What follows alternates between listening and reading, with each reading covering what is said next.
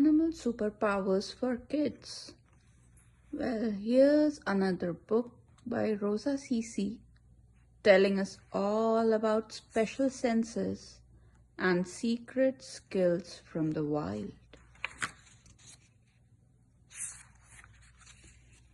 Let's see what we find in here. First thing that came across to me is about the pigeon, the feathered navigator. Well, in Pigeons' its own words, it says, "I always know the way." What does that mean? It means that the pigeon can find its way home from hundreds of miles away without a map.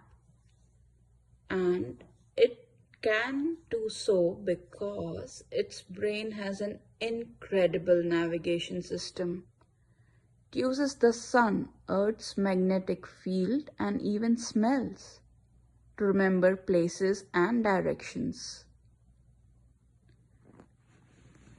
So basically, Pigeon would be the older days Google Maps.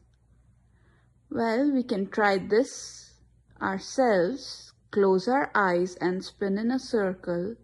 Now try to walk back to where you started.